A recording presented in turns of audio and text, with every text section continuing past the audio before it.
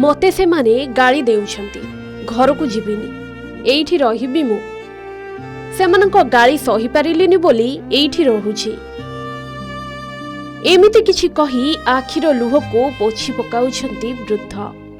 घर को जीवाको इच्छा नाही, आउ एई कलभट ही तांको पई सहारा पालटिछि। किंतु तांको मनरे कोन डर भय बोली किछि नाही। जंगल रे एभଳି भाबे केमिति रहुछंती। दर्शक बंधु ए कलभट को थरे देखंतु, केमिति चारिआडे बण जंगल होई जाइछि, गछपत्र रे माडी जाइछि कलभट। ए स्थान को दिन बेले जीवा कथा कहिले भी आपण को भय लागिबो, किंतु ए वृद्ध दीर्घ 2 मास रु अधिक दिन हेबो एही कलभट तळे जीवन बिताउछंती। घर लोके काळे तांको उपरे रागी छंती, तांको गाली गुलस भी करूछंती। आउ घर लोकंका गाली दुर्व्यवहार अपवाद सही न पारी घर छाड़ी पलाई आसीछंती। रहिबाकू कौनसी स्थान न मिलिबारु तथा घर परिवार और गाँ लोकंक नजरु दूरे रहिबाकू एही कलभट को ही घर बनाई देइछंती वृद्ध जनक। कलभट भितरे खाउछंती आउ राति हेले सोउछंती। एमिति अपंतरा जगारे साप बेंगंक सह रहुछंती वृद्ध।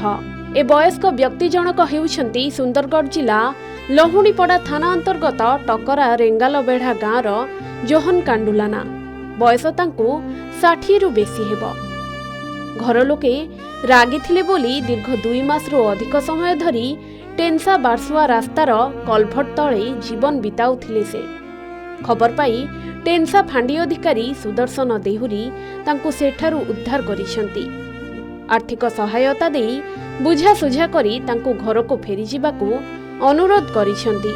दर्शक बंधु एठारे प्रश्न उठुछि, दीर्घ 2 मास हेलाणी जोहन कांडुलाना घर छाड़ी आसी एइठी रहुछंती, किंतु कहार भी खोज खबर नथिला। सौभाग्यवशतः तांको सह किछि अघटन घटी नाही। जदि तांको सह किछि अघटन घटी थांता तेबे किए दायी होई थांता। जहा भी हेउना काहेकि किछि लोकंक चेष्टा रे से आज एही स्थानरू उद्धार होई पारिछंती। परिवार रे कଳି झगड़ा हुए। जोहन केउ परिस्थिति रे घर छाड़िले तार असल कारण भितर को आमे जाई नाहु। तेबे परिवार लोकंकर मध्य कर्तव्य थिला तांको बुझाई घर को फेराई नेबा। शेषरे पुलिस प्रशासन को हस्तक्षेप करने को पड़िला एही वयस्क लोकों को फेराई आनिबा पाई। सुंदरगढ़ बनाईरू सत्यनारायण मिश्रंक रिपोर्ट, के न्यूज ओडिशा।